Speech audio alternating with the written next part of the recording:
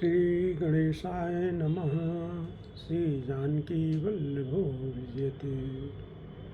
गोस्वामी तुलसीदास जी नाम की महिमा को आगे बढ़ाते हुए कहते हैं कि ब्रह्मा के बनाए हुए इस प्रपंच से भली भांति छूटे हुए वैराग्यवान मुक्त योगी पुरुष इस नाम को ही जीव से जपते हुए जागते हैं और नाम और रूप से रहित अनुपम अनिर्वचनीय अनामय ब्रह्म सुख का अनुभव करते हैं। मतलब जो वैरागी लोग हैं वो भी इस नाम को जपते हैं और इसी नाम के माध्यम से जो रूप से रहित जो है, जो अनुपम अनिर्वचनीय और अनामय ब्रह्म सुख है उसका अनुभव करते हैं। और जो परमात्मा के गूढ़ रहस्य को जानना चाहते हैं वह जिज्ञासु भी नाम को जीव से रट कर उसे जान लेते हैं। अगर भगवान को जानना है तो भी आप नाम से ही जान सकता है। नाम को रटने से बार बार नाम के उच्चारण से भगवान अपने स्वरूप को प्रकट कर देते हैं। लौकिक सिद्धियों के चाहने वाले जो लोग हैं वो भी नाम के जप से लौकिक सिद्धियों को प्राप्त कर सकते हैं। जो 4 प्रकार के भक्त जो है बताए गए हैं श्रीमद् भगवद गीता में, भगवान श्री कृष्ण ने बताया है कि मेरे 4 प्रकार के भक्त होते हैं। एक होते हैं अर्थार्थी, एक होते हैं आर्त, एक होते हैं जिज्ञासु और एक होते हैं ज्ञानी। तो अर्थार्थी कौन है? जो धन आदि की चाह से जो भजन करते हैं। और आर्त कौन है? जो संकट की निवृत्ति के लिए जो भगवान का भजन करते हैं। जिज्ञासु कौन है? जो भगवान को जानने की इच्छा से भगवान का भजन करते हैं। और ज्ञानी कौन है? जो भगवान को जान लेने के बाद प्रेम से उनका स्वाभाविक भजन करते हैं। तो ये चारों प्रकार के जो भक्त हैं, राम भक्त हैं, जिनका वर्णन भगवान श्री कृष्ण ने श्रीमद् भगवद गीता में किया है, चारों ही पुण्यात्मा हैं, पाप रहित हैं और उदार हैं। और ये चारों ही इनके चारों के लिए नाम ही आधार है। इसमें ज्ञानी भक्त प्रभु को विशेष रूप से प्रिय है। ज्ञानी जो है, जो भगवान को जान लेने के बाद उनका स्वाभाविक प्रेम से भगवान का स्मरण करते हैं नाम के माध्यम से, वो भगवान को विशेष रूप से प्रिय हैं। चारों युगों में और चारों ही वेदों में नाम का प्रभाव है, किंतु कलयुग में नाम का विशेष प्रभाव है। कलयुग में नाम का विशेष प्रभाव है। इसमें नाम के अलावा कोई दूसरा उपाय नहीं है। नाम के अलावा कोई दूसरा उपाय नहीं है कलयुग में जो किया जा सके। सकल कामनाहीन ते राम भगत रस लीन, नाम सुप्रेम सुहृदि तीनों किए मनमीन। जो सब प्रकार की भोग और मोक्ष की कामनाओं से रहित हैं और श्री राम की भक्ति में रस में लीन हैं, उन्होंने भी नाम के सुंदर प्रेम रूपी अमृत के सरोवर में मन को मछली बना रखा है। जिनको भोग और मोक्ष दोनों की इच्छा नहीं है, वो भी श्री राम के जो प्रेम रूपी अमृत सरोवर में अपने मन को मछली की तरह बना के उस प्रेम सरोवर में रमण करते रहते हैं। निर्गुण और सगुण ब्रह्म के 2 स्वरूप हैं। ये दोनों ही अकथनीय हैं, अथाह हैं, अनादि हैं और अनुपम हैं। जो निर्गुण राम है वही सगुण राम है।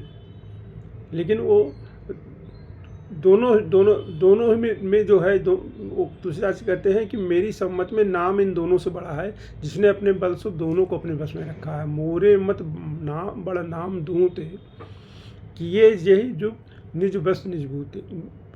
जिसने सबको अपने बस में कर रखा नाम ने। वो कहते हैं कि सज्जनगण इस बात को मुरदास की ढिठाई या केवल काव्योक्ति न समझें। मैं अपने मन के विश्वास, प्रेम और रुचि की बात कहता हूँ। सगुण और निर्गुण दोनों प्रकार के ब्रह्म का ज्ञान अग्नि के समान है। निर्गुण उस प्रकट अग्नि के समान है जो काठ के अंदर है परंतु देखती नहीं है, और सगुण उस प्रकट अग्नि के समान है जो प्रत्यक्ष देखती है। सगुण और निर्गुण में तरह से अग्नि जो है काष्ठ में रहती है, काष्ठ को रगड़ने से अग्नि प्रकट हो जाती है। लेकिन जब अग्नि प्रकट नहीं है तो वो निर्गुण ब्रह्म का निर्गुण स्वरूप है, और जो ब्रह्म स्वयं को प्रकट कर देता है वो ब्रह्म का सगुण स्वरूप है। तत्व दोनों एक ही हैं, केवल प्रकट और अप्रकट के भेद है। काष्ठ में अग्नि तो है ही है, लेकिन प्रकट नहीं है और एक प्रकट है। तो इस प्रकार निर्गुण और सगुण तत्व एक ही है, एक ही तत्व है, लेकिन एक प्रकट है, एक नहीं प्रकट है। इतना होने पर भी दोनों ही जानने में बड़ी कठिन है। जानने में तो कठिन नहीं है भाई। कैसे कोई जान सकता है कि काष्ठ में अग्नि निवास कर रही है, जब तक कि वो रगड़ खा के स्वयं अपने आप को प्रकट ना कर दे। इसी से मैंने नाम को सगुण और इसी से वो कहते हैं मैंने नाम को सगुण और निर्गुण दोनों से ऊपर कहा है, क्योंकि ब्रह्म व्यापक है, एक है, अविनाशी है, सत्ता है उसकी, चैतन्य है और आनंद की घनराशि है। ऐसे विकार रहित प्रभु के हृदय में रहते हुए भी जगत सब जीव दीन और दुखी हैं। नाम का निरूपण करके, नाम का जतन करके वही ब्रह्म ऐसे प्रकट हो जाता है जैसे रत्न के जानने से उसका मूल्य। देखिए, हर मतलब जीव के हृदय में भगवान निवास करते हैं, लेकिन भगवान कहाँ देख मतलब कोई भगवान को कहाँ, भगवान की ओर कौन देखता है? क्योंकि विषय संसार के विषय जो है इतने आकर्षक हैं, इतने लुभावने हैं कि जीव तो उन्हीं की तरफ आकर्षित हो जाता है। तो वो कहते हैं कि नाम का निरूपण करके, नाम का जो यथार्थ स्वरूप है, उसकी महिमा है, रहस्य प्रभाव को जान के अगर नाम के माध्यम से जो है नाम का जतन करे, मतलब नाम जप करे आदमी, तो जो है ब्रह्म ऐसे प्रकट हो जाता है जैसे रत्न के जानने से उसका मूल्य। जैसे अब कोई रत्न है, अब उसको कोई जानता नहीं है, मतलब उसके बारे में जान रहा है आदमी कि यह रत्न कौन सा है, तो उसको कुछ नहीं मालूम है। जैसे एक कथा सुनाई जाती है कि एक बार किसी शिष्य ने जो है अपने गुरु से कहा कि आप मुझे जो है ब्रह्म के स्वरूप का निरूपण कराइए। तो उन्होंने कहा कि निरूपण तो ब्रह्म के स्वरूप का बाद में करेंगे, पहले आप ये ले लो, पत्थर है, इसको बेचना नहीं, लेकिन इसका मूल्य जो है पता लगा के आओ बाज़ार में क्या है। तो पहले वो गया एक साग भाजी की दुकान पे, तो उसने देखा, बोला हाँ चमक उमक तो रहा है, चलो लड़के बच्चे खेलेंगे, दे दो 2 किलो बैगन ले लो। तो फिर वो कहा कि नहीं, बेचने के लिए तो मना किया गुरु जी ने। तो ऐसे ही फिर वो दूसरे मतलब अनाज की दुकान पे गया, तो उसने बोला कि ठीक है दे दो मुझे, कहीं काम आ जाएगा, अंगूठी पहन लेंगे, तो इसका मतलब मैं इसके बदले में 5 किलो चावल दे दूँगा।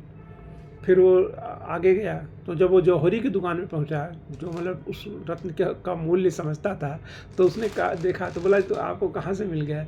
मैं अपनी पूरी संपत्ति लुटा के भी इस रत्न को नहीं खरीद सकता। तो ऐसे ही जो ब्रह्म है, जो काष्ठ में अग्नि के समान से सन्निहित है, तो और वो जो है क्या कहते हैं, उसका कैसे कोई मूल्य जान सकता है? जब तक वो जाने नहीं कि हाँ इस कास्ट में अग्नि है, तब तक कैसे आप उसकी मतलब ताकत को जान सकते? जैसे यूरेनियम में जो है उस पर बम्बार्डमेंट करने से जो है बहुत सारा एनर्जी पैदा होती है, तो ये अपने जब तक जाने नहीं तब तक यूरेनियम का महत्व अपने को नहीं पता चलेगा। ऐसे ही नाम और वो जानना होगा नाम के प्रभाव से। नाम के प्रभाव से ही आप उसको जान सकते हैं। निर्गुण ते ही भांत बड़ नाम प्रभाव अपार, कहूँ नाम बड़ राम ते निज विचार अनुसार। इस प्रकार मैं निर्गुण से नाम का प्रभाव अत्यंत बड़ा है। अब अपने विचार के अनुसार मैं कहता हूँ सगुण राम से भी बड़ा है। निर्गुण राम से तो बड़ा है ही है, लेकिन सगुण राम से भी बड़ा है। वो बताते हैं आगे, राम भगत हित नरतन धारी, सही संकट किए साध सुखारी, नाम सुप्रेम जपत न्यासा, भगत हुए मृद मंगल वासा। कहते हैं श्री रामचंद्र जी ने भक्तों के हित के लिए जो है शरीर धारण किया और स्वयं बहुत कष्ट सहकर साधुओं को सुखी किया, परंतु भक्तगण प्रेम के साथ नाम जप करते हुए सहज में ही आनंद और कल्याण के घर हो जाते हैं।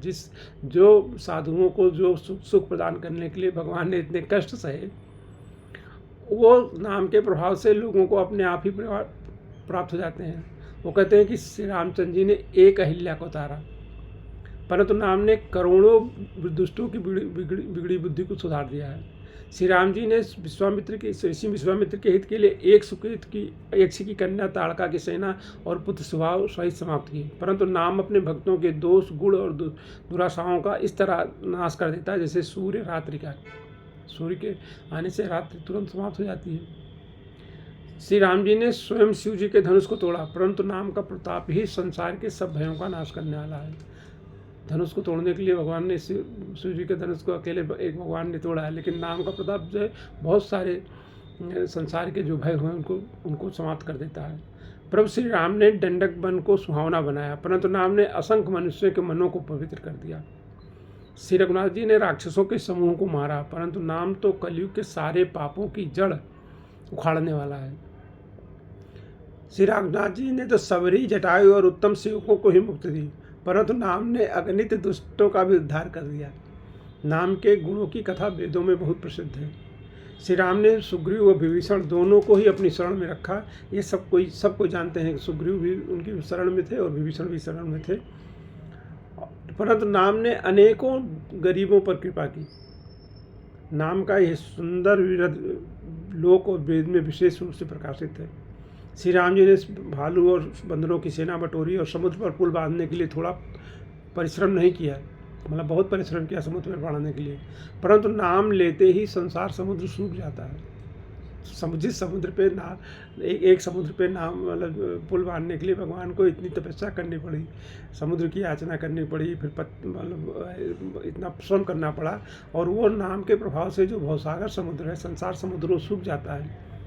तो ये सब आप मतलब कहते हैं कि आप मन में विचार करिए कि कौन मतलब जो है ज़्यादा बड़ा है, नाम बड़ा है कि सगुण राम बड़े हैं।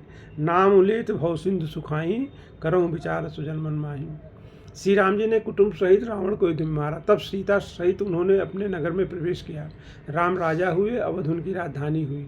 देवता और मन सुंदर वाणी से उनके गुण गाते हैं, परंतु सेवक प्रेम पूर्वक नाम के स्मरण से बिना परिश्रम मोह की प्रबल सेना को जीत कर प्रेम में मग्न हुए अपने ही सुख में विचरते हैं। नाम के प्रसार से उन्हें सपने में भी कोई चिंता नहीं सताती है। इस प्रकार नाम दोनों से बड़ा है, सगुण राम से भी और निर्गुण राम से, दोनों से बड़ा है। ये वरदान देने वालों को भी वर देता है, वर देने वाला है। श्री शिव जी ने अपने हृदय में जानकर ही कि 100 करोड़ रामचरित में से इस राम नाम को ही चुनकर ग्रहण किया है। राम, भगवान राम के अनेक चरित्र हैं, करोड़ों चरित्र हैं, लेकिन उसमें शिव जी ने किसे लिया? नाम को पकड़ा। नाम ही के प्रसाद से शिव जी अविनाशी हैं, और अमंगल वेश होने पर भी मंगल की रास है, क्योंकि भगवान शिव राम राम जपते हैं, इसलिए वेश उनका मंगल है, लेकिन वो मंगलमय है। और शिव जी अविनाशी हैं क्योंकि राम नाम जपते हैं। सुखदेव जी और सनकादि सिद्ध मुनि योगीगण नाम के ही प्रभाव से ब्रह्मानंद को भोगते हैं। नारद जी ने नाम के प्रताप को जाना। हरि सारे संसार को प्यारे हैं, और आप हरि और हर दोनों को प्रिय हैं। नारद जी जो है भगवान हरि को भी प्रिय हैं और भगवान हर को भी प्रिय हैं। नाम के जपने से प्रभु ने कृपा की, जिससे प्रहलाद भक्त शिरोमणि हो गए नाम जप के। ध्रुव जी ने गलान से हरि नाम को जपा। ध्रुव जी की माता, उनकी भी माता ने उन्हें मतलब गोद में बैठने नहीं दिया, तो अपने पिता की गोद में बैठने नहीं दिया, तो उनको बहुत गलान हुई, और फिर नारद जी के उपदेश से उन्होंने नाम जपा, हरि नाम जपा, तो उसके प्रभाव से वो जो है उनको एकदम अचल और अनुपम स्थान मिल गया एकदम। उसका ऐसा कोई दूसरा स्थान नहीं जिसको ध्रुव स्थान कहा जाता है, ध्रुवलोक कहा जाता है। हनुमान जी ने पवित्र नाम का स्मरण करके ही श्री राम जी को अपने बस में कर रखा है। सुमिर पवन सुत पावन नामू, अपने बस करी राखे न रामू। मतलब नाम के जब से भगवान बस में हो जाते हैं।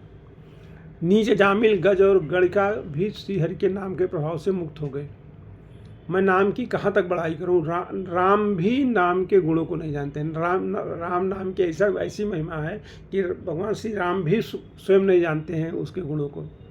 कलयुग में राम का नाम कल्पतरु और कल्याण का निवास है, जिसको स्मरण करने से तुलसीदास जी जो है वो तुलसी के समान पवित्र हो गए। वो अपने को कहते हैं मैं भांग के समान तुलसीदास था, और मैं जो है तुलसी के समान तुलसीदास हो गया, खाली नाम के प्रभाव से। नाम राम को कल्पतरु कल कल्याण निवास, जो सुमिरत भयो भांगते तुलसी तुलसीदास। करें केवल कलयुग की बात नहीं, चारों युगों में, तीनों कालों में और तीनों लोकों में नाम को जपकर जीव सुख रहित हुए हैं। वेद पुराण और संतों का मत यही है कि समस्त पुण्यों का फल श्री राम में प्रेम होना है। अगर श्री रामचंद्र जी के चरण कमलों में प्रीति नहीं हुई तो फिर अस्थायी है ना। बाकी जो भी चीज़ मिलेगी वो अस्थायी होगी, और श्री रामचंद्र जी के चरणों में अगर प्रीति हो गई तो अस्थायी चीज़ हो जाती है, सदा सदैव के लिए हो जाती है। पहले सतयुग में ध्यान से करें, तुलसीदास जी करें, सतयुग में ध्यान से, त्रेता में यज्ञ से और द्वापर में पूजन से भगवान प्रसन्न होते हैं। परंतु कलयुग में केवल पाप की जड़, कलयुग जो है केवल पाप की जड़ और मलिन है। इसमें मनुष्यों का मन पाप रूपी समुद्र में मछली बना हुआ है, अर्थात पाप से कभी अलग नहीं होना चाहता। अपने ही मन को हम लोग देखते हैं, देखिए हमेशा पाप में ही लगता है, मतलब संसार की तरफ ज़्यादा भागता है। इससे ध्यान, यज्ञ और पूजन नहीं बन सकते हैं, क्योंकि मन लगेगा ही नहीं ध्यान में। तुरंत ध्यान आदमी करेगा फिर मतलब अलग अलग बातें सोचने लगेगा। यज्ञ भी नहीं कर सकता, क्योंकि यज्ञ के लिए सामग्री ही मतलब नहीं मिलती हैं। जितनी सामग्रियाँ चाहिए और जितनी पवित्रता चाहिए वो मतलब कलयुग में संभव नहीं है। इसी तरह पूजन के लिए भी जो है वो सामग्रियाँ जो चाहिए भगवान की पूजा के लिए वो नहीं मिलता है। तो ऐसे कलयुग में, कलकाल में नाम ही कल्पवृक्ष है। नाम के लिए कुछ नहीं चाहिए, कोई मतलब पवित्रता नहीं चाहिए, कोई ध्यान नहीं चाहिए, कोई मतलब मन कहीं भी चला जाए, लेकिन नाम अगर जप रहा है आदमी तो धीरे धीरे धीरे धीरे मन वापस आ जाएगा, जो स्मरण करते ही संसार के सब जंजालों को नाश कर देने वाला है। कलयुग में यह राम नाम मनोवांछित फल देने वाला है, परलोक का परम हितैषी और इस लोक का माता पिता है। कलयुग में न कर्म है, न भक्ति है और न ज्ञान ही है। राम नाम ही एक आधार है। कपट की खान कलयुग रूपी कालिनेम के मारने के लिए राम नाम ही बुद्धिमान और समर्थ हनुमान जी हैं। कलयुग में और कुछ मतलब कोई और दूसरा चलता नहीं है। कर्म आप कर नहीं सकते, कर्म करना इतना कठिन है, क्योंकि वही कर्म फलदायक होता है जो परमार्थ के लिए किया जाए। जो स्वार्थ के लिए कर्म किया जाएगा उसका फल मिलेगा। अगर वो मतलब पुण्य है तो पुण्य फल मिलेगा, पाप है तो पाप फल मिलेगा।